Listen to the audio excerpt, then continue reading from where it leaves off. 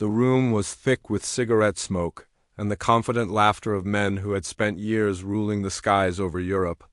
Luftwaffe officers leaned back in their chairs, polishing the medals on their chests with practiced ease, exchanging amused glances as they spoke of a new threat that had arrived from across the Atlantic. The Americans are sending what? A flying brick? One officer scoffed, waving a dismissive hand. Look at it. Slow, clumsy, entirely predictable. It will be torn apart before it reaches the first kilometer over our airspace. Another joined in, shaking his head with a smirk. A lumbering beast like that? You might as well hand them a parade through our flak batteries. No fighter pilot worth his salt will have trouble picking them off. They laughed again, unguarded and confident, entirely unaware of the storm that was quietly forming in the skies above them.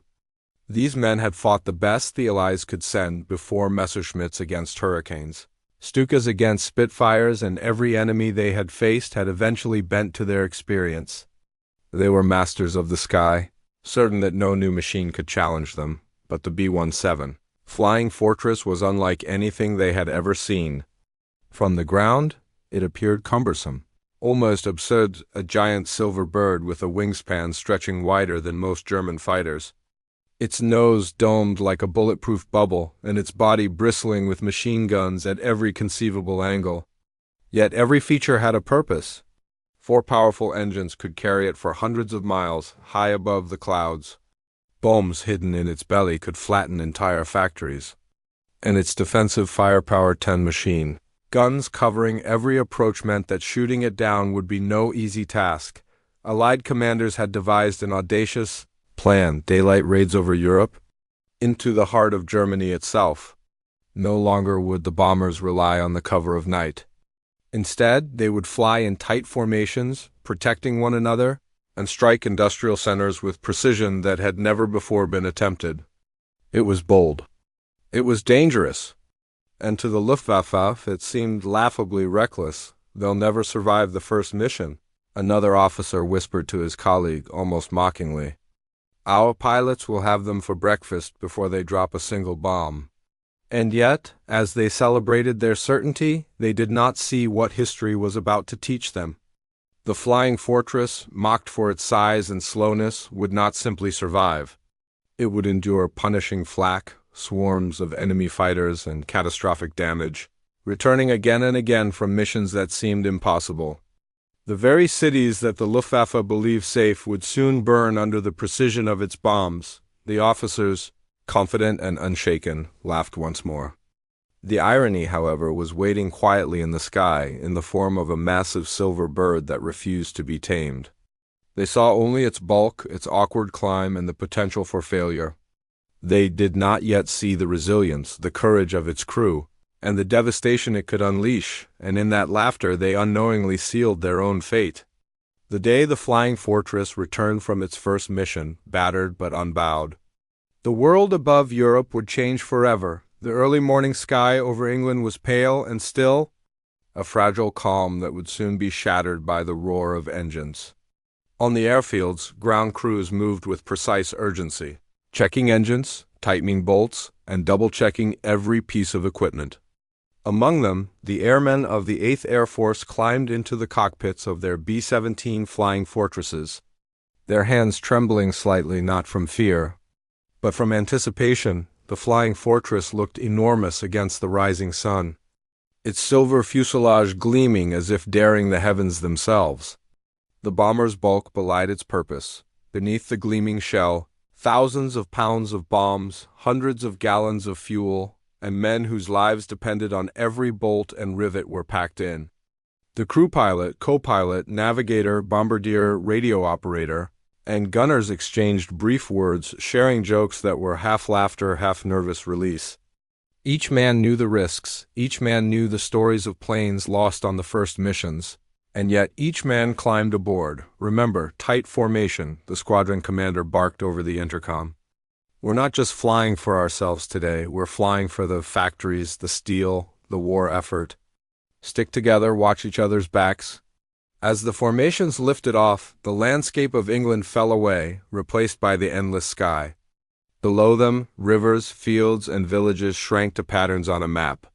The pilots guided the lumbering beasts with surprising grace, weaving through the clouds as if the planes themselves were alive, responding to the instincts of their crews. But despite their skill, the vulnerability was undeniable. One engine out of 4, and the plane could barely maintain altitude. One well-aimed burst of flak, and the aircraft could spiral into the earth. Across the channel, the Germans were ready. Radar stations blinked warnings, flak batteries hummed to life, and Luftwaffe fighters scrambled from hidden airfields. For the Germans, the B-17s were a curiosity, a challenge that seemed more entertainment than threat.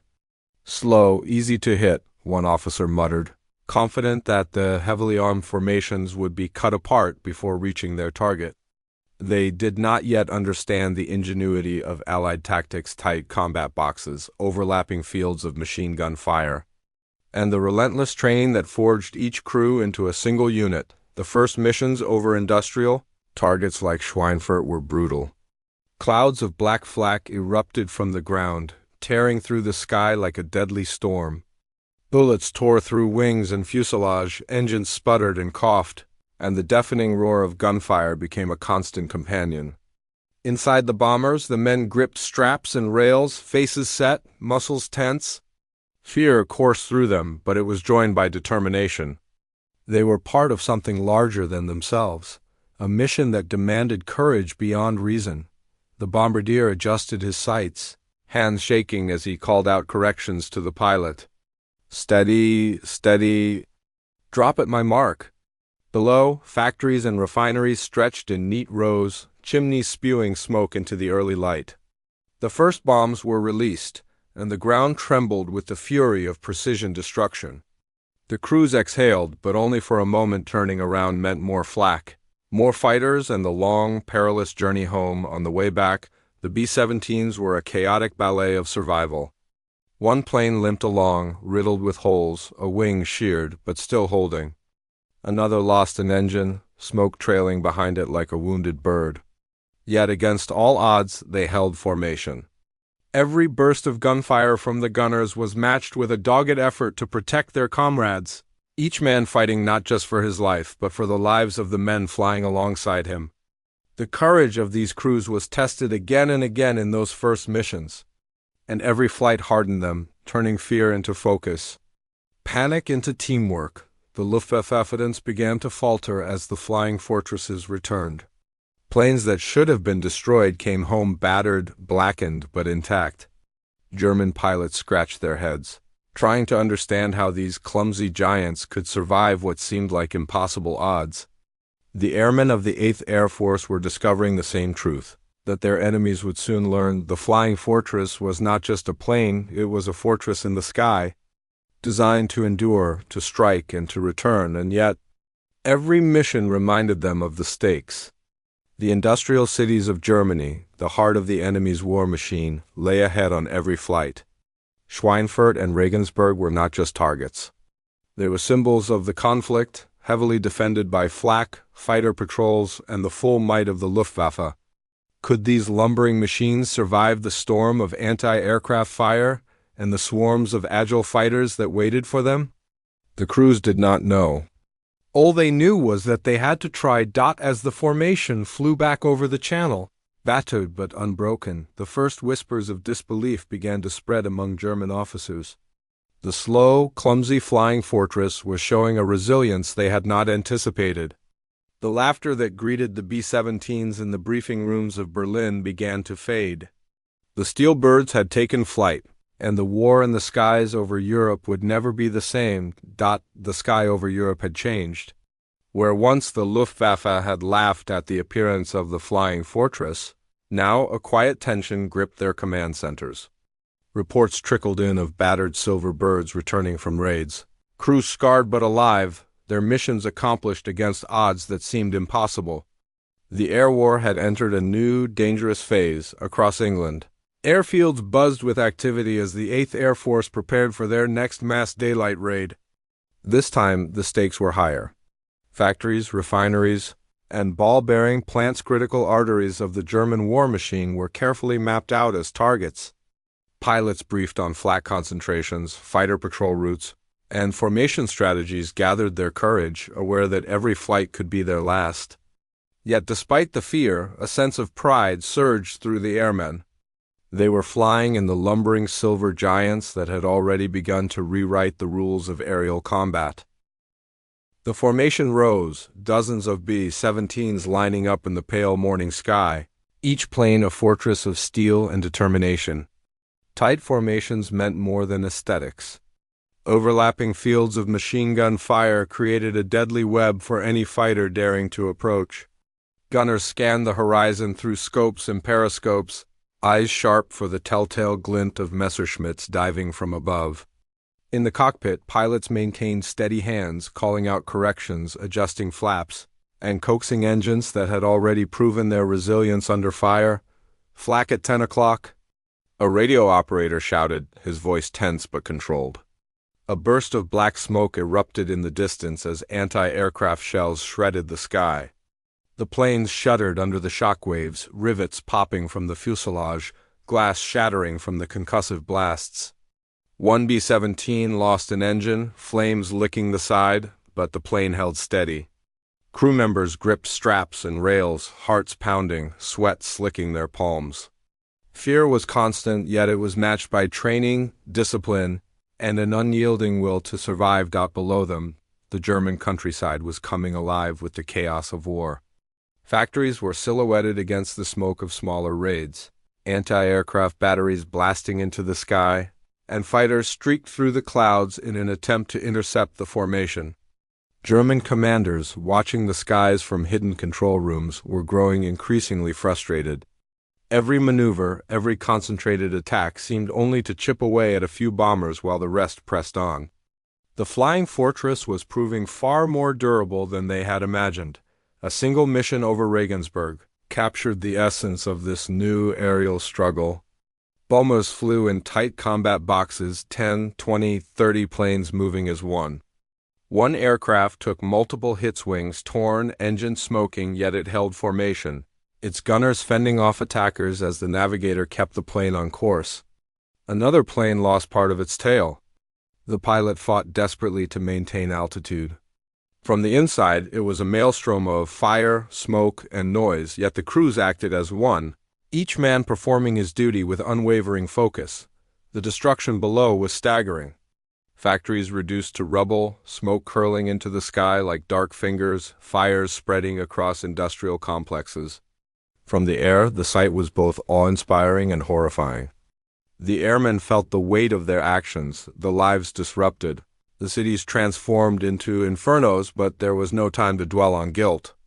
Survival demanded attention, reflexes, and an unflinching focus on the mission at hand. German fighters dove repeatedly, only to be met with the concentrated firepower of the flying fortress formations. Machine guns spat fire in every direction, wings overlapping fields of deadly arcs. Some fighters were shredded in midair, others driven off in retreat. Anti-aircraft batteries added to the chaos, yet still, the B-17s endured. Every plane that returned, scarred but intact, became a testament to the ingenuity of design and the courage of its crews. The airmen could feel the shift. The bomber that had once been mocked, the clumsy beast, was no longer a joke. It had become a symbol of resilience, a flying fortress that defied expectation, a machine that could absorb punishment and deliver destruction with terrifying efficiency. Even the Luftwaffe could no longer deny it. These planes were formidable, lethal, and unstoppable when flying in coordinated formations. As the mission ended and the battered formations turned homeward, the pilots exchanged weary glances, hands gripping controls, voices hoarse from hours of tension. Some had witnessed comrades fall, some had seen their own aircraft torn apart.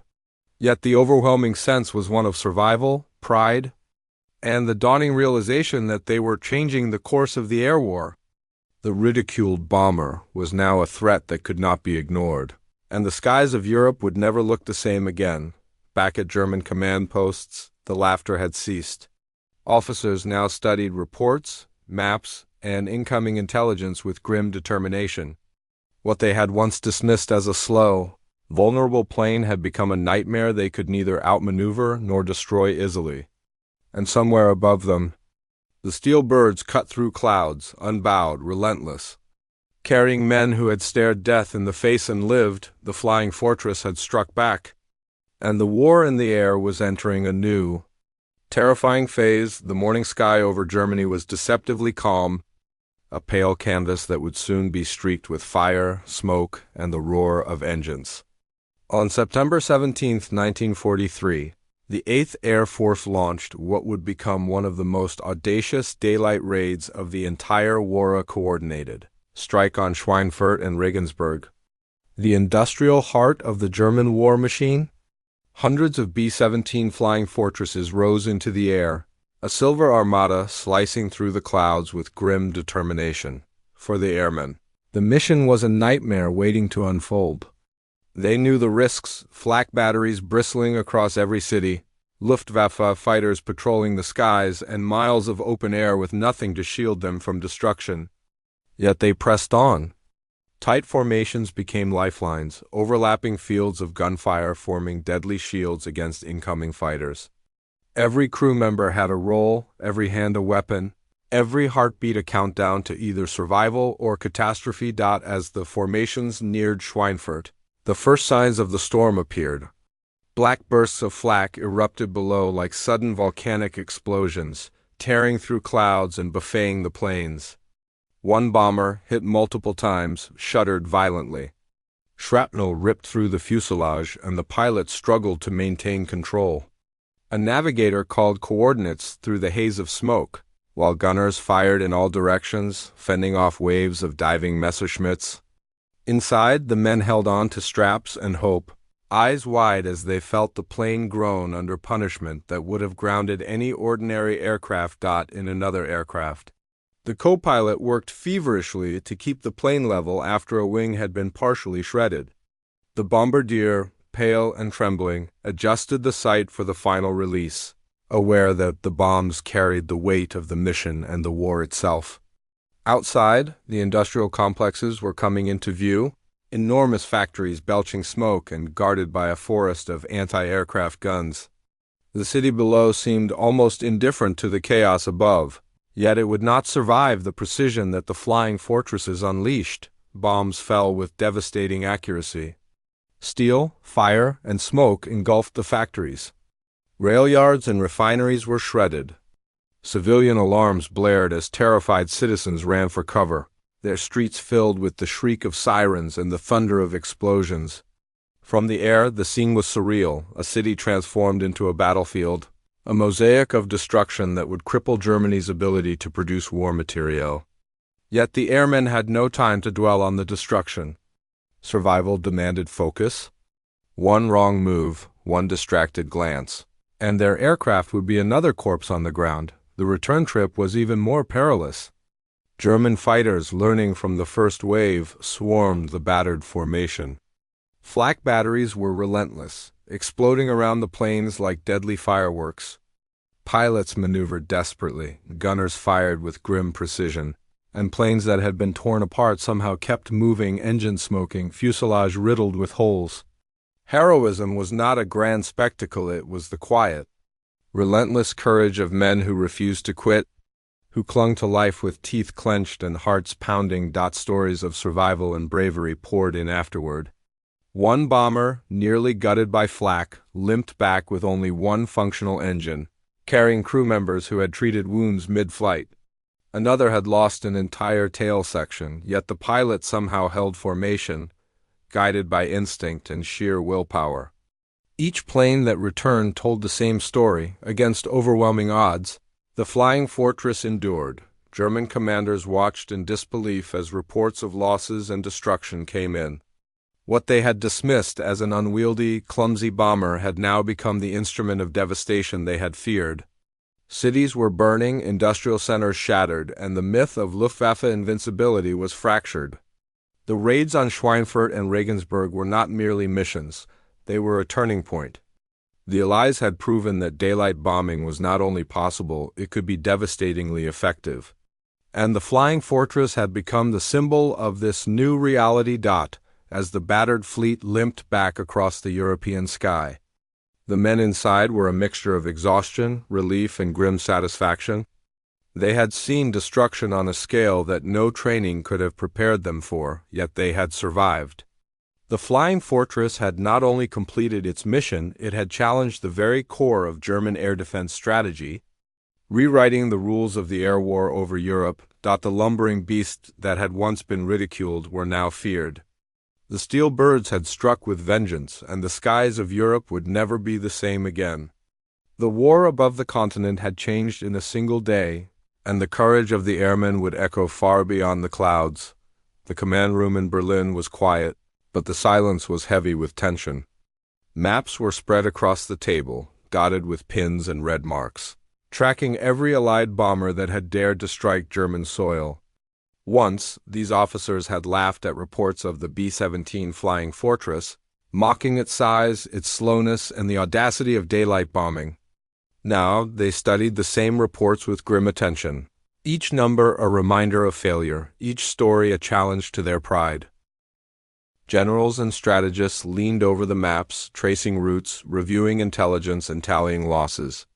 "Over 70 bombers lost last mission," one officer muttered, voice low and tight. "And yet they reached the factories, delivered their payload, and returned how?" A younger officer, hesitant but firm, pointed at the diagram of Schweinfurt. "Their formations?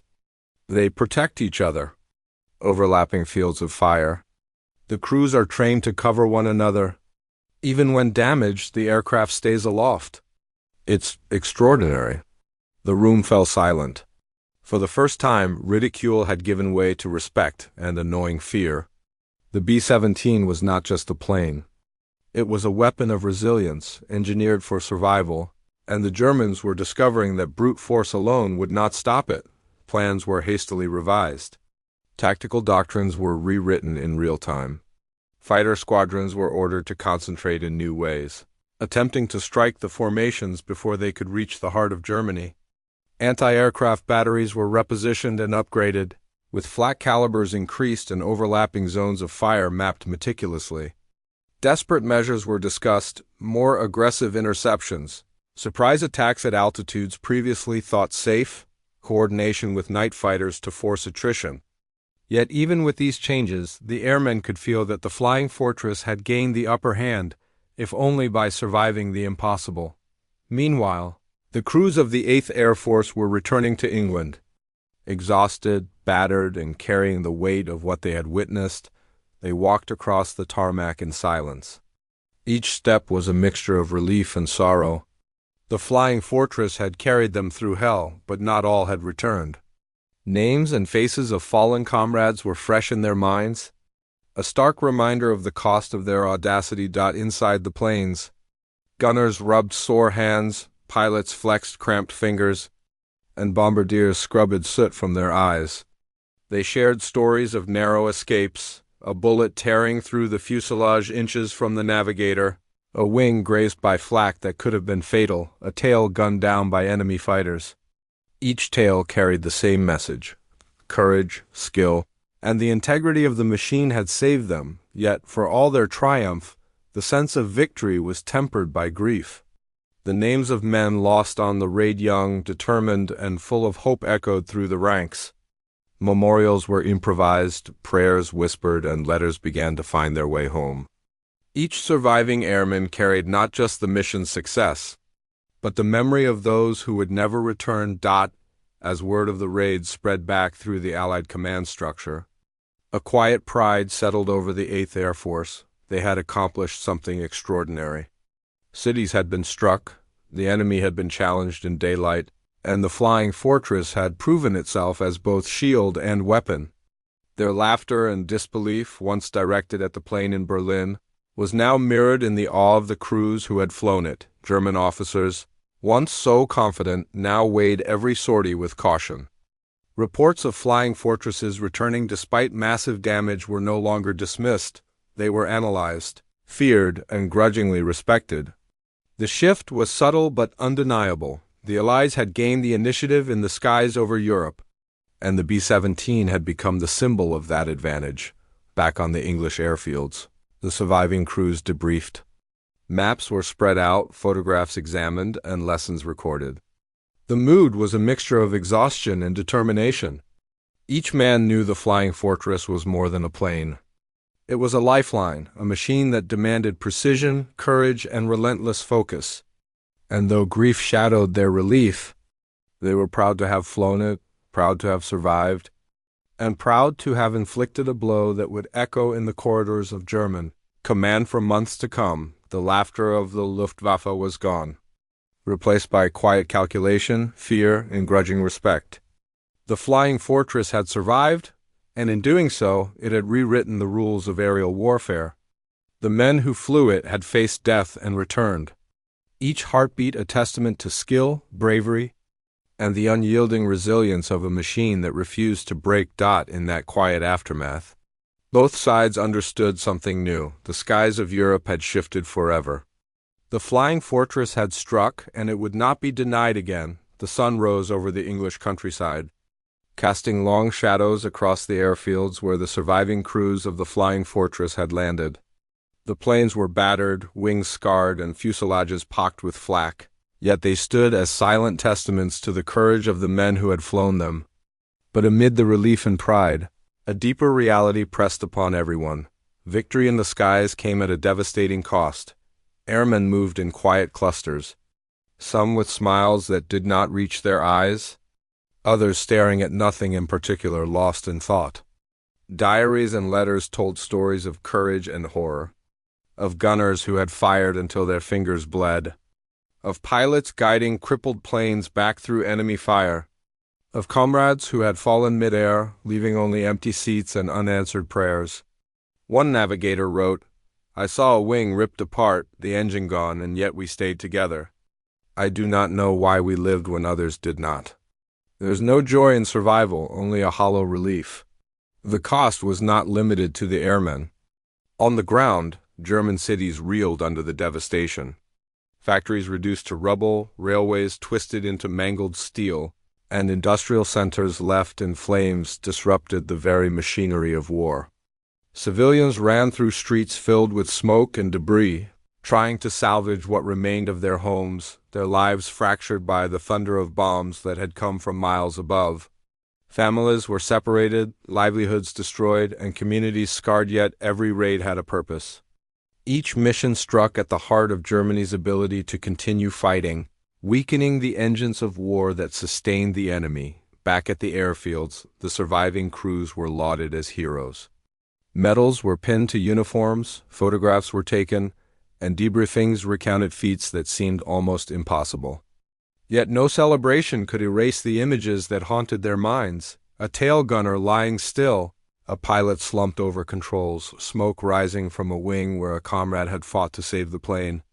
Each survivor carried the weight of their fallen friends, the burden of being alive when so many had not. For the men who had flown the flying fortress, the machine itself became more than metal and rivets. It was a lifeline, a fortress in the sky, and a symbol of sacrifice. Each mission demanded not just skill, but unwavering courage. The plane absorbed punishment, but so did the men, and the scars of both would last long after the engines were stilled.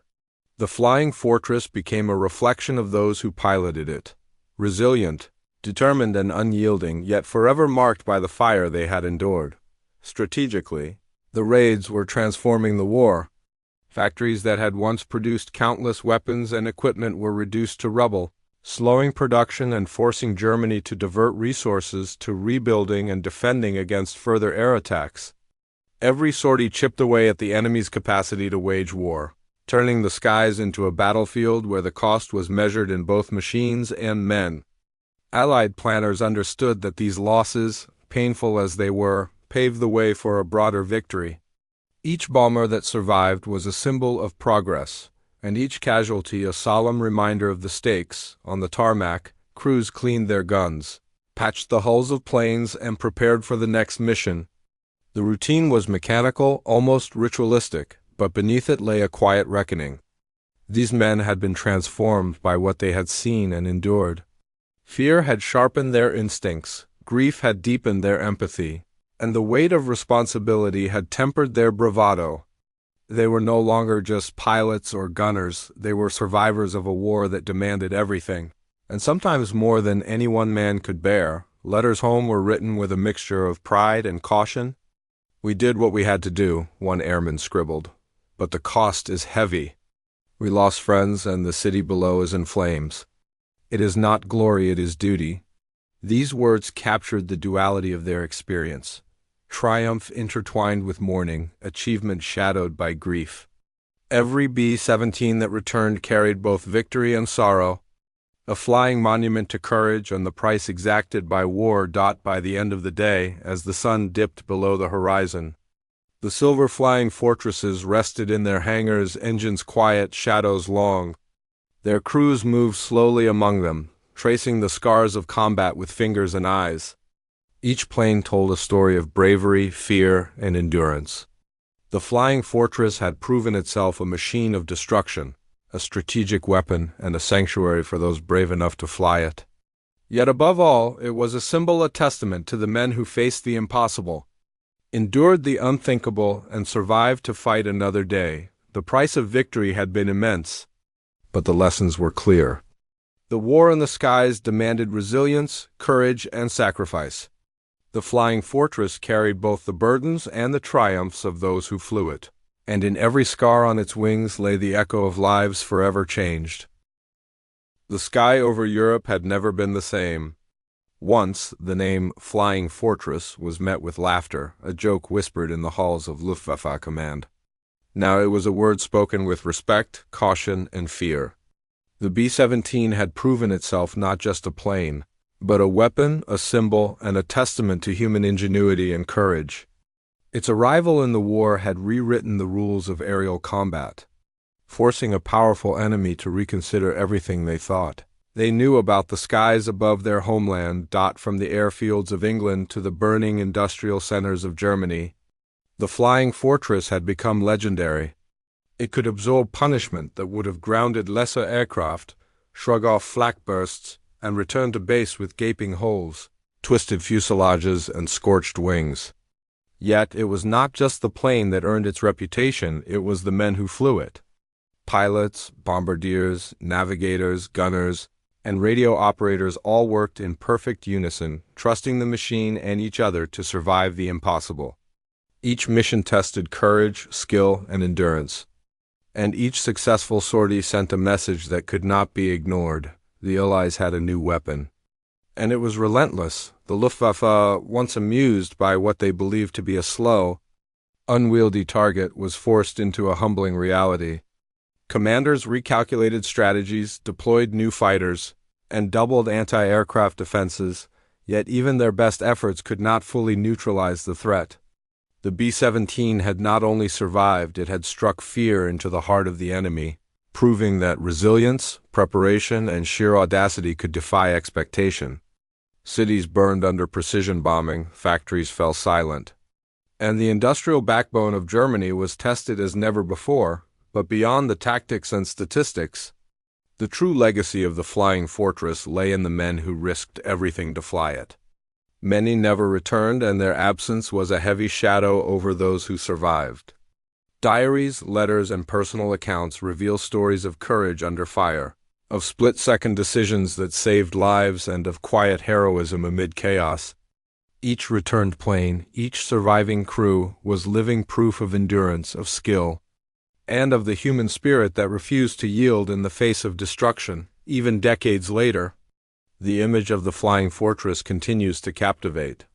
Its silver wings slicing through clouds, engines roaring with defiance, gunners scanning for threats, pilots guiding their wounded ships through enemy fire. These are the images that define not just a plane but an era. Once mocked for its size and sluggishness, the Flying Fortress became a nightmare for the enemy, a shield for its crew, and a symbol of hope and dominance in the air war.